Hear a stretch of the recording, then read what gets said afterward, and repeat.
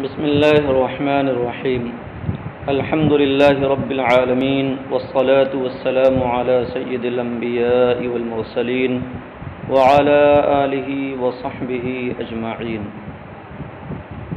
فصل: العطف بالحروف تابع ينسب إليه ما نسب إلى مطبوعه وكلاهما مقصودان بتلك النسبة.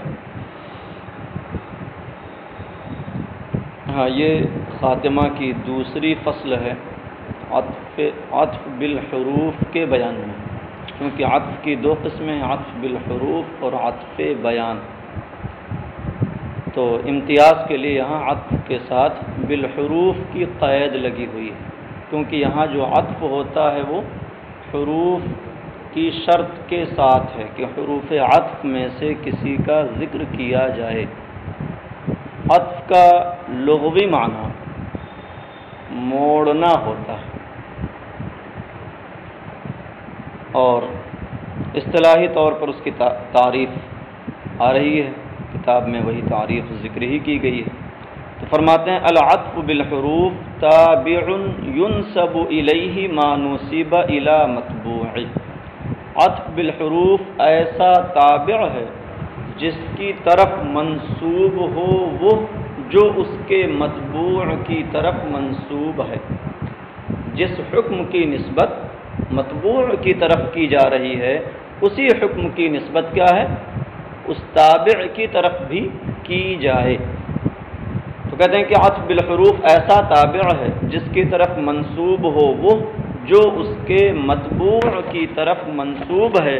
وَكِلَاهُمَا مَقْصُودَانِ بِتِلْكَ النِّسْبَةِ، اور تابع و مطبوع دونوں اس نسبت میں مقصود، دونوں مقصود بالنسبت ہوں. وَيُسَمَّى عَطْفَ النَّسَخ، اور عطف بالحروف کو عطف النسخ بھی نام دیا جاتا ہے، عطف نسخ بھی کہا جاتا ہے. ہاں آگے مثال آ رہی ہے، قام زید و عمر. قام زید و عمر، زید اور عمر دونوں کھڑے ہوئے. تو دیکھیے اس میں زید یہ مطبوع ہے اور عمر یہ تابع ہے. تو اب تعریف کیا ہوئی؟ ایسا تابع جس کی طرف وہ منسوب ہو جو مطبوع کی طرف منسوب ہے. تو قیام کی نسبت زید کی طرف ہو رہی ہے، اسی قیام کی نسبت واو حرف عطف کے ذریعے عمر کی طرف بھی کر دی گئی. اور دوسری بات یہاں لگائی ہوا کلاہما مقصودان بتلک النسبۃ، کیونکہ آگے آپ بدل کی تعریف پڑھیں گے تو اس میں بھی یہی آئے گا کہ ایسا تابع ہے جس کی طرف وہ منسوب ہو جو اس کے مطبوع کی طرف منسوب ہے. مگر وہاں بدل میں اور عطف بالحروف میں فرق ہے، اور اسی فرق کے لیے اور یوں کہہ لیجئے کہ بدل کو عطف بالحروف کی تعریف سے خارج کرنے کے لیے بڑھایا گیا وَكِلَاهُمَا مَقْصُودَانِ بِتِلْكَ النِّسْبَةِ، کہ وہاں پر تابع مقصود بالنسبت ہوتا ہے، جو بدل ہوتا ہے وہی مقصود بالنسبت ہوتا ہے، اور مطبوع کا ذکر تمہید کے طور پر کیا جاتا ہے، ایک مقدمہ کے طور پر. اصل مقصود جو ہوتا ہے وہ بدل ہوتا ہے، تابع ہوتا ہے. جیسے آپ درود شریف پڑھتے ہیں اللہم صلی علی سیدنا محمد، تو آپ کو کہنا ہے علی محمد، لیکن سیدنا لگاتے ہیں نبی کریم صلی اللہ تعالی علیہ وسلم کا نام پاک عظمت اور تعظیم کے ساتھ لینے کے لیے. تو اصل مقصود بالنسبت محمد ہے، لیکن اس کے ساتھ کیا ہے؟ سیدنا بھی ہم نے ذکر کر دیا. تو یہ مطبوع یہاں کیا ہے؟ بطور تمہید ہے، بطور مقدمہ ہے. مقصود بالنسبت فقط بدل ہوتا ہے، لیکن عطف میں تو دونوں مقصود بالنسبت ہوتے ہیں. تو اسی کو نکالنے کے لیے وَكِلَاهُمَا مَقْصُودَانِ بِتِلْكَ النِّسْبَةِ بڑھایا.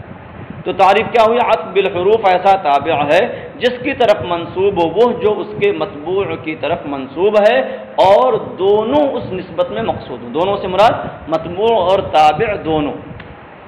وَيُسَمَّى عَطْفَ النَّسَخ، اور اس کا نام عطف نسخ رکھا جاتا ہے. وَشَرْطُهُ أَنْ يَكُونَ بَيْنَهُ وَبَيْنَ مَطْبُوعِهِ أَحَدُ حُرُوفِ الْعَطْفِ، اور اس کی شرط یہ ہے تعریف تو وہاں تک ہو گئی، مگر اس کے لیے ایک شرط ہے، اور یہ شرط پائی جائے گی تبھی جا کر کے عطف بالحروف پایا جائے گا، اس کا تحقق ہوگا کہتے ہیں۔ اور اس کی شرط یہ ہے کہ اس کے اور اس کے متبوع کے درمیان کوئی حرف عطف پایا جائے، دونوں کے درمیان کسی نہ کسی حرف عطف کا ہونا ضروری ہے، اور اسی وجہ سے اس کو عطف بالحروف کہا جاتا ہے۔ تو حروف عطف کون ہیں؟ تو کہتے ہیں کہ وَسَيَأْتِي ذِكْرُهَا فِي الْقِسْمِ الثَّالِثِ انشاءاللہ تعالی، اور حروف عاطفہ کا بیان انشاءاللہ القسم الثالث یعنی حرف کے بیان میں آئے گا۔ تو آپ نے پڑھا ہوگا کہ حروف عطف 10 ہیں، واو، فا، ثم، حتی، اما، او، ام، لا، بل، لیکن۔ تو یہ 10 حروف عطف کہلاتے ہیں، ان میں سے کسی نہ کسی کا دونوں کے درمیان ہونا ضروری ہے۔ تو کہتے ہیں اور اس کی شرط یہ ہے کہ اس کے اور متبوع کے درمیان حروف عطف میں سے کوئی ہو، اور حروف عطف کا بیان انشاءاللہ تیسری قسم میں آئے گا۔ نحو قام زید و عمر، تو تعریف اور اس کے لیے جو شرط تھی وہ مکمل ہو گئی۔ تو اب یہاں مثال ذکر کر رہے ہیں، جیسے قام زید و عمر۔ تو چونکہ یہاں پر مقصود بالنسبت دونوں ہوتے ہیں، اور ساتھ ہی جس کی نسبت متبوع کی طرف ہے اسی کی نسبت اس کی نسبت تابع کی طرف بھی ہوتی ہے، اسی لیے کہا جاتا ہے کہ عطف تکرار عامل کے حکم میں ہوتا ہے۔ عطف تکرار عامل، گویا کہ ہمیں کہنا تھا قام زید و قام عمر، زید کھڑا ہوا اور عمر کھڑا ہوا، لیکن کلام میں اختصار کے لیے ہم نے کیا کر دیا، قام زید و عمر۔ تو جو معطوف ہوتا ہے گویا کہ اس پر بھی عامل داخل ہوتا ہے، وہ بھی اسی فعل کا معمول ہوتا ہے۔ ہاں یہاں یہ بات یاد رہے کہ اصطلاحاً ترکیب کرتے وقت اس کے متبوع کو معطوف علیہ کہتے ہیں، اور اس تابع کو معطوف کہتے ہیں۔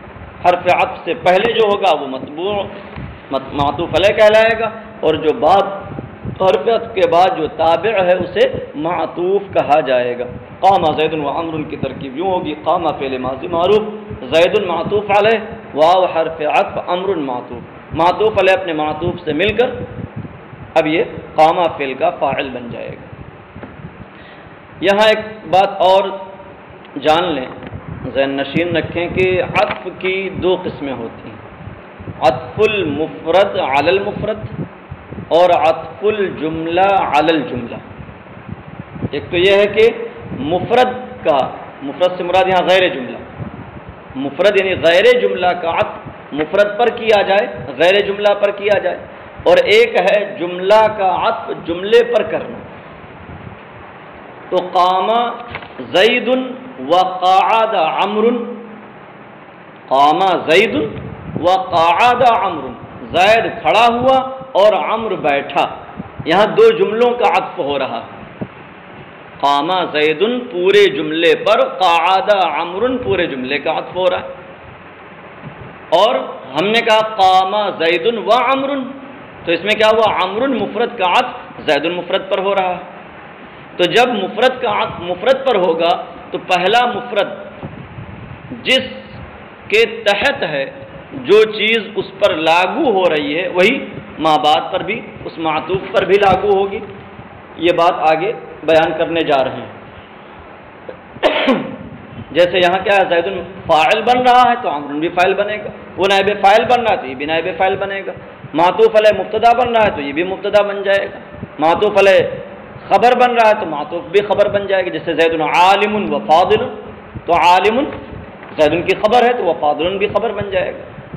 تو جب مفرد کا عطف مفرد پر کیا جائے تو اس صورت میں معطوف علیہ معطوف کو جوڑ کر کے ہم کوئی ایک چیز بنائیں گے، چاہے مبتدا بنانا ہو، چاہے خبر بنانا ہو، چاہے فاعل چاہے نائب فاعل، دونوں کو جوڑ کر کے ایک چیز بنائیں گے، کیونکہ حقیقت میں وہ ما قبل جو ہوتا ہے معطوف علیہ وہ فاعل یا نائب فاعل ہوتا ہے، اور یہ اسی کے تابع ہوتا ہے، اسی چیز میں، فاعلیت میں، نائب فاعلیت میں وغیرہ وغیرہ۔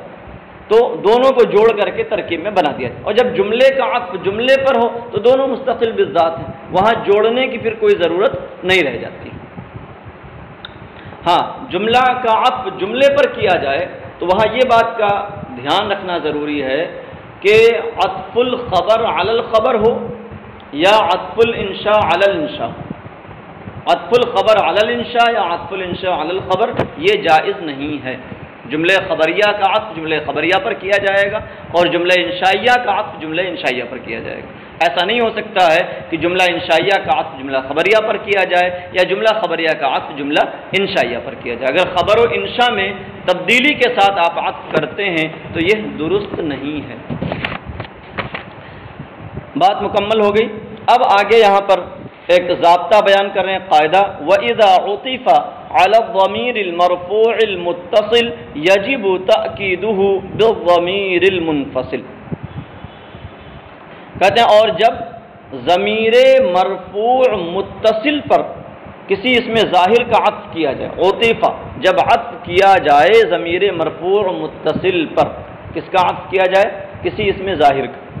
یجب تأکیدہ بالضمیر المنفصل، تو اس ضمیر مرفوع متصل کی ضمیر منفصل سے تاکید لانا ضروری ہے، جیسا کہ اسے مفعول معہ کے ضمن میں ہم نے بیان کیا تھا کہ وہاں آپ نے پڑھا تھا کہ عطف جائز ہو تو دونوں باتیں جائز ہیں اور عطف جائز نہ ہو تو نصب متعین ہے. تو یہی صورت تھی. تو جب ضمیر مرفوع متصل پر، ضمیر مرفوع متصل کون سی؟ وہ ضمیر جو فاعل کے لیے آئے، وہی ضمیر مرفوع متصل ہوگی. اب چاہے وہ ضمیر بارز ہو یا ضمیر مستتر ہو.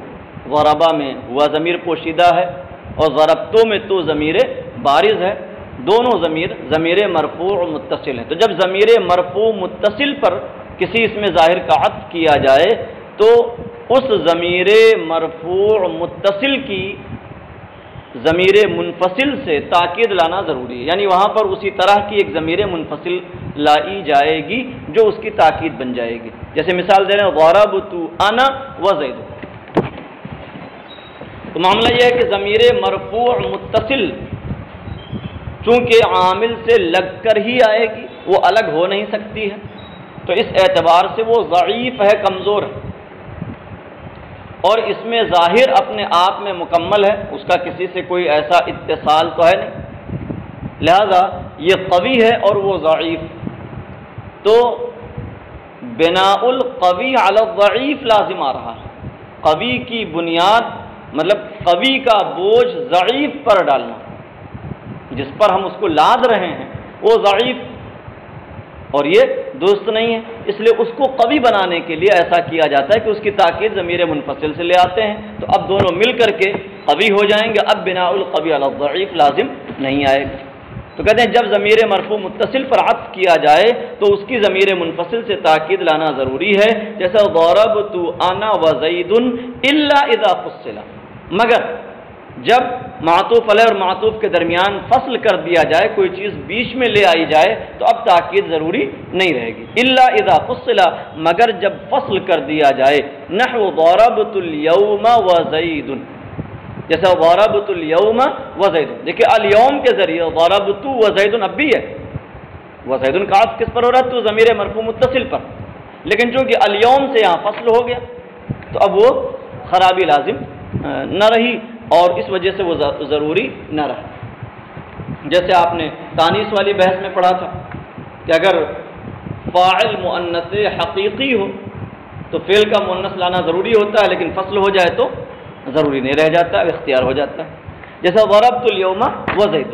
وَإِذَا عُطِفَ عَلَى الضَّمِيرِ الْمَجْرُورِ يَجِبُ إِعَادَةُ حَرْفِ الْجَرِّ، اور جب ضمیر مجرور پر کسی کا عطف کیا جائے تو کہتے ہیں حرف جر کا اعادہ واجب ہے. ضمیر مجرور کے ساتھ متصل یا منفصل کی قید نہیں لگائی، کیونکہ ضمیر مجرور ہمیشہ متصل ہی ہوتی ہے، اس کی دوسری قسم تو ہے نہیں کہ وہ منفصل بھی ہوتی ہو. کیونکہ ضمیر مجرور کسے کہیں گے؟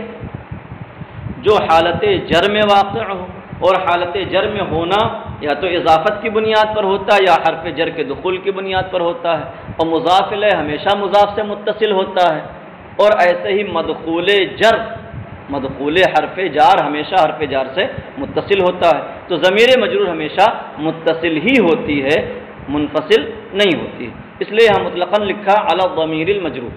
تو کہتے ہیں جب ضمیر مجرور پر کسی کا عطف کیا جائے تو حرف جر کا اعادہ واجب ہے، ضروری ہے۔ نحو مررت بک و بزید، تو مررت بک و زید کہنا درست نہیں، کیونکہ یہاں بھی وہی صورت ہے، کیونکہ وہ ضمیر مجرور متصل ہے، اتصال کی وجہ سے اس کے اندر ضعف ہے، اور زید یہ قوی ہو گیا تو بناء القوی علی الضعیف سے بچنے کے لیے کیا کریں گے کہ اس پر بھی حرف جر لے آئیں گے، یہاں تاکید نہیں لائیں گے، کیونکہ تاکید کس سے لائی جاتی ہے؟ ضمیر منفصل سے، اور اس کی کوئی ضمیر منفصل ہے نہیں، لہذا یہاں حرف جر کا اعادہ کر دیا جائے گا، مررت بکا و بزید۔ تو نثر میں تو یہ واجب ہے، لیکن اشعار میں بوقت ضرورت اس حرف جر کے اعادہ کو ترک بھی کر دیتے ہیں، جیسے کہ آپ شیخ سعدی علیہ رحمہ کی وہ رباعی پڑھتے ہیں جس میں آتا ہے اخیر میں صلو علیہ وآلہ، صلو علیہ وآلہ، تو دیکھیے آلہ کا عطف کس پر ہو رہا ہے؟ علیہ میں ہی ضمیر پر، تو ضمیر مجرور پر عطف ہوا وآلہ کا، تو وعلی آلہ نہیں بلکہ وآلہ، کیونکہ اشعار میں آپ پیچھے پڑھ چکے ہیں کہ ضرورت شعری کی بنیاد پر تو غیر منصرف کو منصرف پڑھ دیا جاتا ہے، غیر منصرف کو بھی منصرف پڑھ دیا جاتا ہے، صبت علی مصائب لو انہا، جبکہ مصائب غیر منصرف منتہى الجموع کے وزن پر، لیکن اس میں تنوین آ رہی ہے، کیوں؟ اس لیے کہ ضرورت شعری ایسی چیز ہے جس کی وجہ سے ممنوع چیز جو ہے وہ مباح ہو جاتی ہے، تو ویسے ہی اشعار میں، بلکہ بعض لوگوں نے یہ کہا کہ نثر میں بھی جائز ہے، نثر میں بھی ضمیر مجرور پر جب عطف کیا جائے تو حرف جر کا اعادہ نہ کرنا، حرف جر کو دوبارہ نہ لانا، یہ نثر میں بھی جائز ہے، اور وہ استشہاد کرتے ہیں قرآن مجید کی اس آیت کریمہ سے جس میں آیا واتقوا اللہ الذی تساءلون بہ والارحام، اس قراءت کے اعتبار سے جس قراءت میں والارحامی پڑھا گیا ہے، تو ارحامی کا عطف بہ میں ضمیر پر ہو رہا ہے، تو جب قراءت متواترہ میں والارحامی ضمیر مجرور متصل پر عطف کے ساتھ بغیر حرف جر کے اعادہ کے پڑھا گیا تو اس کا مطلب یہ ہے کہ ایسا کرنا جائز ہے۔ تو یہ آپ کہہ سکتے ہیں کہ یہاں جو قاعدہ بیان کیا گیا ہے یہ کلی نہیں ہے، اکثری ہے، بیشتر یہی ہے، اور جمہور نحویوں کا مذہب یہی ہے کہ جب ہم اپنے طور پر اس کا استعمال کریں تو نثر میں بہرحال حرف جر کا اعادہ کریں۔ تو کہتے ہیں وَإِذَا عُطِفَ عَلَى الضَّمِيرِ الْمَجْرُورِ، اور جب ضمیر مجرور پر عطف کیا جائے تو حرف جر کا اعادہ واجب ہے، نحو مررت بک وبزید، تو مررت بک وزید کہنا درست نہیں ہے۔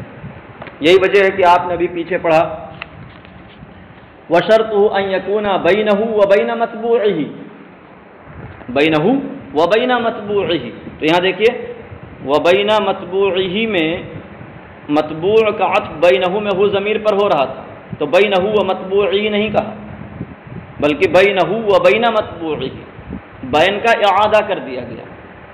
ہاں یاد رہے کہ اس صورت کے علاوہ میں جب بین کا استعمال کیا جائے گا تو وہاں بین کی تکرار نہیں کریں گے، بین زید و عمر، زید اور عمر کے درمیان کہنا ہے آپ کو تو بین زید و بین عمر نہیں کہیں گے، بلکہ بین زید و عمر، کیونکہ بین تو دو لوگوں کے درمیان کا معنی ہی رکھتا ہے نا، سمجھ رہے ہیں؟ تو جن دو لوگوں کے لیے اس کا ذکر ہوگا اگر وہ مظہر طور پر لائے جا رہے ہیں تو وہاں پر بین کی تکرار نہیں کریں گے، یہ تکرار تبھی ہوتی ہے جب وہاں ضمیر مجرور متصل پر عطف پایا جا رہا ہو، ھذا فراق بینی و بینک، تو دیکھیے بینی میں یا ضمیر مجرور متصل ہے اس پر عطف ہو رہا تھا تو بینک کا پھر اعادہ کر دیا گیا، تو اعادہ میں حرف جر کا اعادہ انہوں نے لکھا ہے، لیکن آپ یہ یاد رکھیں کہ یہاں حرف جر سے مراد عامل جر ہے، چاہے وہ حرف جر ہو چاہے مضاف ہو۔ غلامی کہنا ہے کہ میرا غلام اور زید کا غلام، تو غلامی و زیدن نہیں کہیں گے بلکہ غلامی و غلام زید، کسی کے بارے میں کہنا ہے کوئی مشترکہ غلام ہے مثلا کہ یہ میرا اور زید کا ہے، تو اب میرا اور زید دونوں کا مشترکہ ہے تو آپ چاہیں کہ ایک ہی جملے میں اور ایک ہی مرکب کے ذریعے کام چلا لے جائیں تو اس کے لیے آپ کو یہ جائز نہیں ہوگا کہنا ہاذا غلامی و زید، یہ میرا اور زید کا لڑکا ہے، بلکہ کہنا ہوگا ہاذا غلامی و غلام زید، غلام جو ہے عامل اس کا اعادہ ضروری ہوگا۔ بات ہو گئی؟ ہاں، تو یہاں پر حرف جر کا معنی کیا ہو گیا؟ عامل جر، عامل جر کا اعادہ ضروری ہے، خواہ وہ حرف جر ہو یا مضاف ہو۔ بات مکمل ہو گئی، اب باقی انشاءاللہ کریں۔